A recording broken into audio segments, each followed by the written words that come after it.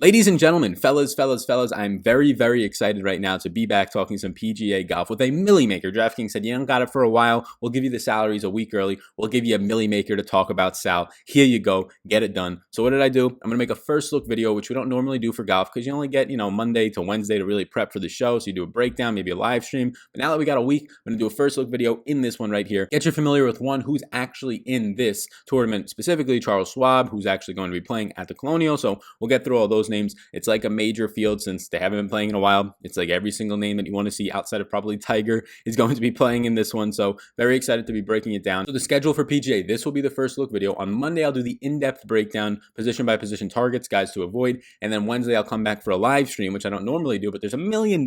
So we got to talk about it. I'll be doing a live stream. So you got about a 45-minute window if you want to come in there, ask me any specific questions that you have. And to be sure that you don't miss the live stream, hit the subscribe button right now. Take a second, hit the big old one that just popped up on the screen and tap the notification bell. That'll say, hey, Sal just went live. Want to come asking you PGA questions? Hop on in there. So that's as simple as that. And then also on Patreon, these sheets are completely revamped. I added a ton by salary range right now, a ton of stuff that's rankings, very easy, neat to look at. There will also be rankings. And then on Wednesday, there will be a Patreon only show for the PGA for this milli maker. We're going to be talking about on Patreon, just really each range where I'm going, my exposures are going to be looking like. And then the big one, ownership, because when golfers haven't played in 3 months, we're going to have to be taking our ownership measures even higher than normal in the most variant sport, if you will, with me here in PGA. So I'm very excited. I've been waiting a while for this. We've been playing some of the other sports. We've been really enjoying the MMA. We've been dabbling in with all the esports, continuously playing them. But PGA is one of my favorite DFS sports right there with NFL to play in general. And the fact that it's back, oh baby, I can feel it. I'm very excited. Hopefully you're there. Sit back, relax, take your shoes off. Hopefully you could feel the energy and the excitement that I've got right now at 4:30 in the morning with only one coffee in me right now. So this is marvelous. This is going to be a great show. Again, what we do here, if you're brand new, is we sit back, we relax, we take an analytical approach to this. In some sports, we'll look at the film. In golf, you can look at film as well to kind of get an idea of what their stroke is looking like. But for the most part, we'll take an analytical approach. We usually like to have a combination of long-term and short-term form. What we're going to be looking at right now is mainly long-term form. We look at the short-term form right before the pandemic happened, but we've had 3 months of an off season where hopefully we get some reports on what players are doing during this time. But for the most part, we're going to be going in blind. So relying on ownership in DFS tournaments is going to be absolutely critical, more critical than usual. So without further ado, let's start it off. And the only thing that I will ask is hit that like button before we go. A big old subscribe button, again, just popped up on the screen. Take a second, bottom right-hand corner, tap that bad boy and the notification bell. When you subscribe within the video, it tells YouTube, hey, these people are engaging with the content. They're liking it. They're subscribing. Let's show it to more people so they subscribe and come back for more videos on this platform. So thank you so much for that. And then you can also check out my Patreon link down below to have these sheets. It'll have the rankings, the Wednesday show as well, where we'll discuss ownership and where I'm going exactly with a lot of this stuff.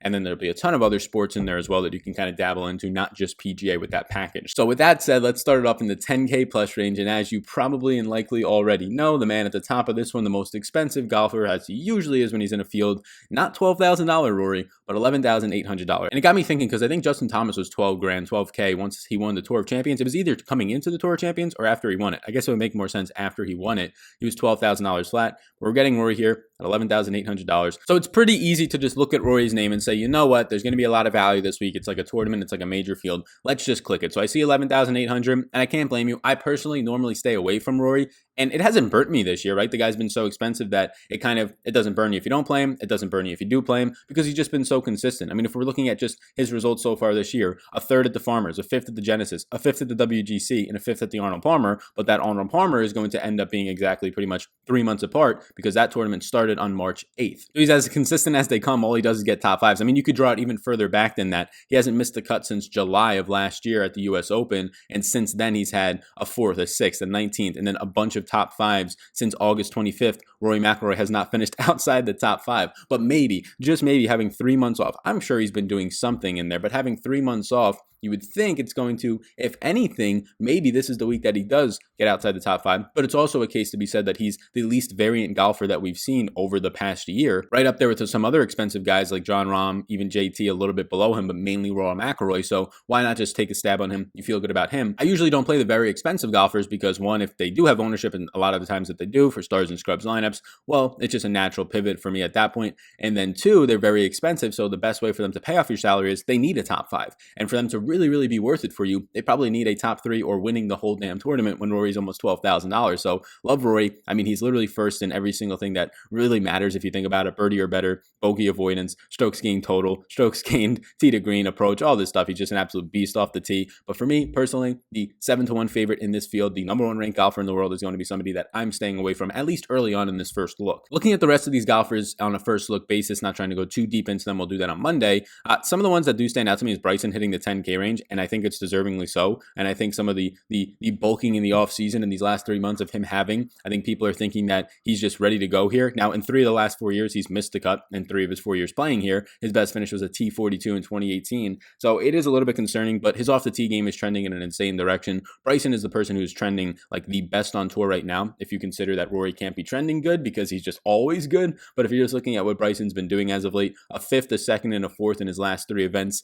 The first one starting at the Genesis back in February. And the big thing that we're knowing from Bryson is the way that he's changing his approach and just hitting bombs, to quote Phil Mickelson, because 7.2 strokes gained off the tee in his last event, 6th event before that, 3.8. He's just been an absolute beast off the tee. He's averaging close to 9.5 in his last 3 contests with those top 5 finishes, strokes gained tee to green. So Bryson at 10-1 might surprise a lot of people, but it's deservingly so. The issue, though, is that you have other consistent golfers like Rory, Jon Rahm, JT's even up there. So now Bryson at the 10-1 tag, you're not used to him being as consistent. This specific year, though, and over the last month of the season before the pandemic hit, he was one of the most consistent golfers with Rory McIlroy. So I don't think it's an egregious price point. I do think, though, people normally don't see Bryson's name around the 10K range, so it's going to be a little bit hesitant for people to hit that button. Maybe it gives us lower ownership on Bryson, because I wouldn't mind starting some lineups there. Heading down now to the 9K range, it starts off with Webb Simpson. We know Webb ended up winning the Waste Management this year. He finished 3rd at the Sony. He finished 10th at the Hero. So the guy's got 3 top 10s after finishing 61st at the WGC, where he was just awful. He lost almost 6 strokes tee to green. So yeah, Webb Simpson right now at 9,800. He's going to be a guy that I don't think picks up any ownership when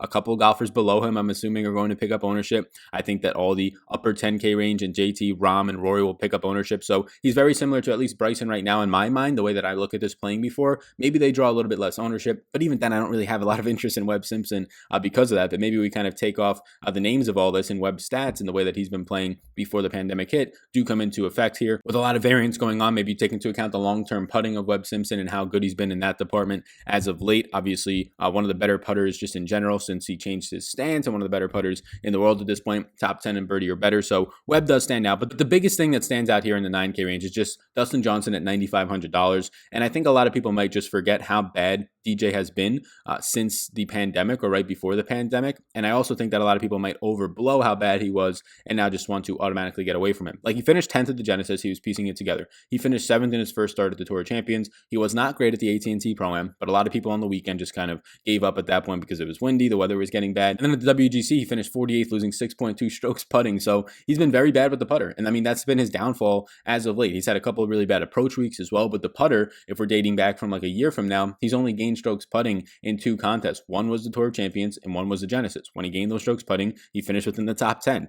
Now you have him at $9,500 for the 5th ranked golfer in the world, a guy who's top 10 off the tee, a guy who ranks in this tournament top 10 in approach. I do like Dustin Johnson at $9,500. If there was a guy that we've talked about so far that you're like, I want to build a balanced lineup, I want to get 2 guys in the 9K range, 2 guys in the 8K range, and a guy in the 7 and 6, I think starting with Dustin Johnson is not a bad idea. I do fear that a lot of people are going to do that because, let's be honest, DJ at $9,500, even if he had issues before the break a little bit, I don't think he's deserving of that cheap of a price point behind guys like Brooks, who's also been struggling a ton at $9,700 in less events, behind guys like Xander, who's been kind of inconsistent, but consistent in a bunch of different ways. He doesn't piece the whole entire game together. So yeah, I think that Dustin Johnson at $9,500 is interesting. I do think that the range in general of Xander and Dustin Johnson, 96 and 95, I like that a lot. Maybe you start a lineup with those 2 guys. Xander was a guy who was dealing with maybe some sorts of injuries. He came out over the pandemic and pretty much said that he was going crazy from having to just sit around, and hopefully he was getting some sort of strokes in, but he's just a guy who can't put the entire game together. He's been great in some areas, mainly tee to green. He's been one of the best golfers in the entire field right here. And you can see his ball striking is top 10. His overall strokes gained has been top 10. He ranks 8th in tee to green. He's been cut back-to-back times here, but he hasn't been able to piece it together, whether it's with the putter, the around the green. The short game has really been kind of hounding Xander this entire season since the Tour Champions, where he did end up finishing second behind JT in that one. So Xander and Dustin Johnson so far stand out to me. As we go down, you see some winners from this year in Sungjae Im and Patrick Reed. Collin Morikawa, a guy who always picks up ownership. Do not be shocked when Collin Morikawa's ownership percentage is between 15 and 20% because the guy always picks up ownership. Just taking a quick look at Fantasy National right now, and you can check out Fantasy National, a really great tool. You can see that at $9,100, his past ownership percentages before the break, 24.9%, 17.7%, 26% at the Genesis, 16.7 and 15.2. You're just not getting this kid below 15% owned. Everybody loves him. They should. He's been fantastic. He's the 4th best ball striker in this entire field. He's been very good around the green. He's been very good when it comes to just greens and regulation. He's a fantastic player. We all know that. At 9,100, I do like it. But you know what's going to happen? If he picks up a ton of ownership, and right now I like him, right? I want to play Collin Morikawa, but if he picks up a ton of ownership, Justin Rose, who's been struggling, is right there $100 less, who has won at this event before back in 2018. You have Patrick Reed, who has won on the tour, and Sungjae Im right above him. I'll be interested to see between the Sungjae Im and Collin Morikawa range, who comes out with the most ownership. My guess would be Collin Morikawa, but then after that, Sungjae Im is the guy who usually picks up ownership, and I think it'll leave Patrick Reed and Justin Rose not picking up ownership. So maybe we'll see when the ownership starts to come in. Patrick Reed is sort of the contrarian play in this range of a DJ, a Sungjae, a Collin Morikawa, who might pick up a lot of ownership. Patrick Reed and Justin Rose become a little bit of values the way that I'm looking at it early on. We'll now head to the 8K range and briefly go through these guys. A lot of interesting names. A guy who usually picks up some ownership in Tony Finau is down here. A guy in Tony Finau who has been pretty good this entire season. You have him ranked 7th in putting. You have him ranked 7th around the green. So the short game has always been there for Tony Finau. The place where he's just really been struggling, just in general in the entire season, having some tee to green issues, having some overall off the tee issues for Tony Finau. He always picks up ownership, right? Just dating back to a couple of his events before the pandemic, 22.5% at the Arnold Palmer, 21% at Genesis. He was only 6% at Waste Management, 27% at the Farmers, right? And I mean, a lot of that ownership was deservingly so. Now, he missed a cut at the Arnold Palmer when he had a lot of ownership on him. He finished 51st at the Genesis, but he had the runner-up, almost won, probably should have won the Waste Management right behind Webb that week. He finished 6th at the Farmers, top 10 at the Hero, 14th at the American Express. So he has been very good this entire season. We had a hot start to the season and it kind of trickled down. $8,700, I think is fair. Shane Lowry was trending. He's up here. He's a name that kind of stands out as like, oof, should he really be there? Matt Kuchar at $8,500, just the man in general who is probably going to make a cut for you, who will probably backdoor his way into close to a top 10 at the end of the day. Matt Kuchar is a guy who honestly this year hasn't been picking up a lot of ownership, but he's that stereotypical guy in these major type of fields, loaded fields, that does stand out. But normally you see him in the 7K range. But I do like Kuchar this week. 2nd at the Genesis. You've seen him finish top 20 at Waste Management, finished 22nd before the pandemic hit back in February, his last event at the WGC. And like I said, he hasn't been picking up ownership this year like we're used to. He normally will pick up that ownership when it comes to just the majors in general, but only 5% at the WGC, which was a loaded field. Less than 10% everywhere that he's been so far. The highest ownership we've seen on Kuchar is 9.9% this year. So Kuchar does stand out. I'm a Scotty Scheffler fan, so I'm sure I'll have some of that. Jason Day is scary after this break, and a lot of people want to be talking up Jordan Spieth early on is what I see at $8,000. I personally won't be going there. You can talk about the short game. You can talk about the putting in general. He's a top 5 putter in the world right now. The guy never has ownership, has not been above 10%, similar to Kuchar, 9.9% at the AT&T at the Pro-Am because it was Pebble, and he's obviously played there and had success there before. In 2016, he did win this event. He finished 2nd in 2017 and 2015. He finished 2nd. But here's the thing about course history compared to course fit. I believe in both of them. I think there's a different weight for both of them. But once you start getting past 2 or 3 years when it comes to course history, and I don't think it's a significant weight. Like I'm not weighting course history. This is 50% of my model. No. It definitely matters. Your comfortability on a place, your familiarity, your experience compared to someone who's never played there, right? But it depends on the golfer and the specific course. Jordan Spieth did finish T8 here last year. His worst finish was T32 in 2018. But starting to look back at 2016 and 15, where he finished T2 and 1, hard to do that because it's a totally different golfer, even 2017. But looking back at 2019, yeah, there was some success here. So I understand why people start to look at him. But I mean, the numbers have just been so bad. He finished 9th at the AT&T, where he actually had some ownership because that week he got hot. He was 7.8 strokes gained off the tee, the best that we've seen out of Jordan Spieth in over a year's time. But ever since then, he's been terrible everywhere, losing 12 strokes tee to green at the WGC, finishing 58th, finishing 59th, barely making the cut at the Genesis, where he lost 5 strokes on approach. So at $8,000, this is a guy that I'm just not going to touch. Like, even if he's low ownership at 5%, I'm just going to give that ownership to somebody else. I'll give it to Scotty Scheffler in this range. I'll give it to the upper 7K range to Matt Kuchar, whatever it might be. And before we head over to the 7K range, I just want to solicit you for a like button. A big old subscribe button just popped up on the screen. Take 1 second, 2 seconds of your time. Click that in the bottom right-hand corner and the notification bell. I'll be going live on Wednesday, just a reminder, so that will let you know and notify you of when I go live. And also subscribing, it really does help this channel grow. And what I will ask you right now is who in that 9K range right here, right? This 9K range that I think is going to pick up a lot of popularity because of some of the names we talked about. Who's your favorite golfer in the 9K range? Let me know in the comments down below. We'll get a little bit of a conversation going. And with that, let's get into the 7K range. So I'll blow the screen up a little bit here. You can see all the strokes gained data right here. You can see some of the tournament finishes, course history, but Viktor Hovland, Brandt Snedeker, Daniel Berger, Kevin Na, all headline sort of this 7K range right now. And I think it looks interesting. Obviously, Hovland 7,900, streaking, one off tour right before the pandemic started to hit overseas. So I do like Hovland right now at 7,900. He'll stand out. But Brandt Snedeker likely doesn't pick up as much ownership because he's hovered around Hovland unless other people start hyping him up. But we know what Snedeker can do in sort of the short range, his short game in general. Third ranked in this field putting, third ranked around the green. And he's overall been pretty decent when it comes to just tee to green numbers. Those have been trending since the pandemic. So I think Brandt Snedeker is an interesting name to kind of be honing in on, but somebody that I'm likely going to play just because at this point, and it's important to point out that Kevin Na won this event last year. Kevin Kisner won it back in 2017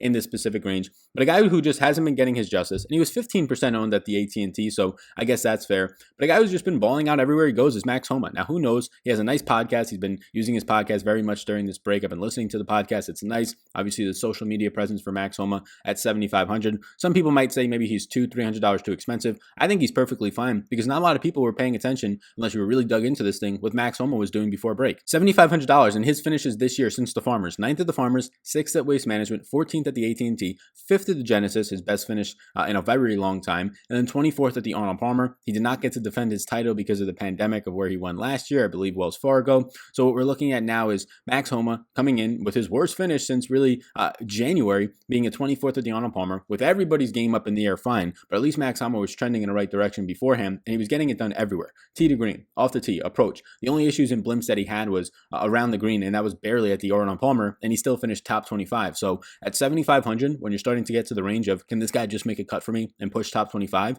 Yeah, I think Max Homa's game is in a really good spot right now. He's located in California. He's been chipping in his backyard. He's been putting in his backyard. I'm sure of it. Who knows if he's been on courses right now, but Max Homa at $7,500 will stand out to me. A lot of his long-term stuff is not going to look fantastic, right? 133rd ranked in putting, but as of right now, since January, he's gained at least 2.5 strokes putting in 4 of the 5 events, and he has not lost strokes putting since the American Express, where he finished 48th back in January of 19th. So again, we have had a 3-month layoff. That's for every single golfer we're talking about, but just the way that he was trending his short-term form before the pandemic, Max Homa at $7,500 stands out to me a lot. And is it a PGA show without saying, and a DFS show without me touting that Ben An will be a fantastic option for you if you can just figure out how to putt. He's 134th ranked in this entire field on first look right now. Obviously, Ben An is just a terrible putter. And honestly, at this point, I'm just playing Max Homa at 7,400. If people think that the off-season, or the off-season, quote-unquote, 3 months off is going to be good for him, fine. I mean, he's 4th ranked when it comes to tee to green. He's 2nd ranked around the green, just trolling people with that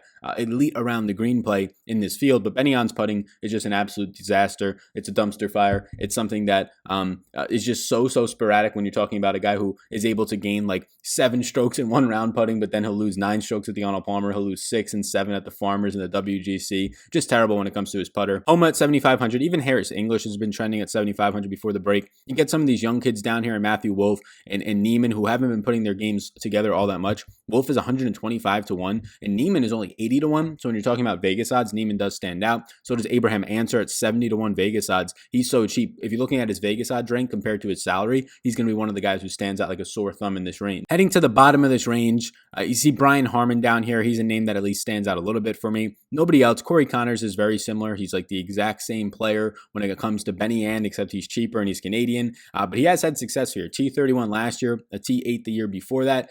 He's finished. I mean, he's just been fantastic, right? You're looking at 133rd ranked putter, very similar to Ben An. They're right there, neck and neck, as top 5 worst putters in this entire field. But he ranks 12th in tee to green. He's a great ball striker. He's great when it comes to approach. He's ranking top 15 in all of those categories. So he is a very good golfer in a lot of aspects. It's just a short game. So if I'm going to take a chance on one of these guys, give me Cory Connors, who maybe picks up more ownership than Benny Am, but giving Cory Connors over Benny Am. But just in general, these guys are just terrifying with their putting, and I don't want to be relying on it, especially when the short and long-term putting form has been atrocious, and now they haven't had 3 months to really consistently work on that. Maybe that's what they need. Maybe they just need a ton of time off to actually get decent at putting. We head over to the 6K range now, and I'll kind of just point out golfers that really do stand out to me. Danny Willett is at $6,900. I mean, last time that they updated the golf rankings, he's a top 35 golfer, so that's interesting. You see some bigger names down here in Victor Perez, who hasn't played a bunch on tour, and if you want to bet on Victor Perez playing on different tours to being elite and underpriced here, that's a narrative for you there. I mean, just in terms of his fantasy points per contest, they're going to be higher up there, but this is a guy who we really can't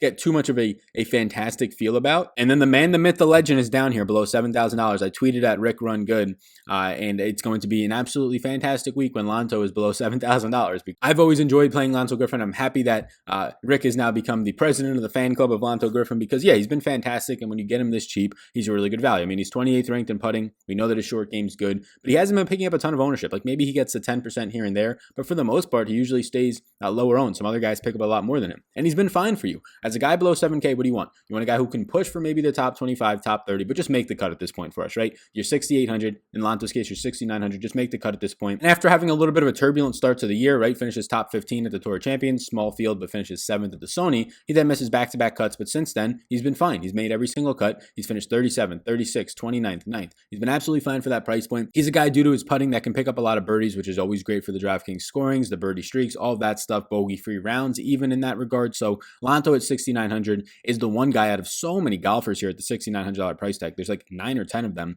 And then when you factor in 69 and 6,800, you got like 20. Lanto's the guy who stands out to me, honestly, at all of these names at 6,800 and above. And as I continue to look down the list at 6,700 and above, nothing's really standing out. I assume that right now I'm going to have a very good amount of Lanto, maybe a little bit of Harold Varner. Charles Howe is a name that's out here. So Lanto and Victor Perez stand out as guys that I look at and go, that's at least somebody that I would be interested and feel good about playing. We keep scrolling down and we do run into a name right here at a very nice price point for us at 6,600 and Matt Wallace. Matt Wallace is a guy that I usually like playing. I mean, he's going to be good around the greens. He's a top 10 player around the greens right now. Matt Wallace is somebody who never picks up ownership, so I mean, that's not even really a question of having to worry about it, but he's a very turbulent player. The last time we saw him, he finished top 25, but he's barely made cuts so far this year. He missed a cut at the Honda. Outside of finishing top 25 this year, he hasn't really done anything else for you, but that's what you're getting at a $6,600 price tag. Somebody that, due to his short game, can maybe end up getting you there, but you're really going to need that to click and something else to click, but that's what you need in this range anyways. Not a lot of other names down here. I see Matt Jones, Dylan Fratelli. Carlos Ortiz does stand out. Carlos Ortiz is somebody on DraftKings who usually people like to play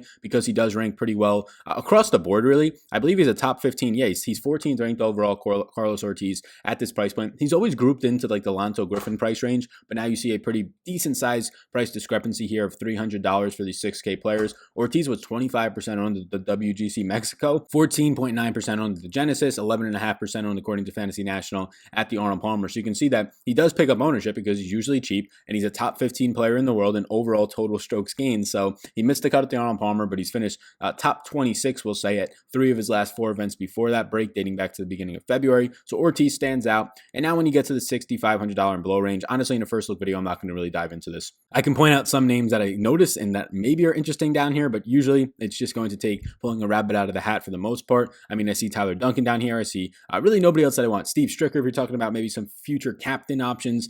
Bill Haas, nobody that we want down here. We'll break down into this part of it later on in the show. I updated some of the things because I think my tee to green numbers and I believe the putting numbers were pulling from somewhere else. So this will just help you out get the truer if you were trying to look at that from the first page and maybe even the second page. So they're updated right now if you're just trying to look on the YouTube version, but it's all fixed. It'll be up on Patreon. Be sure to subscribe to the Patreon. It's linked down below for not only PGA, but also PGA, the show that'll be next Wednesday, PGA only show on Patreon.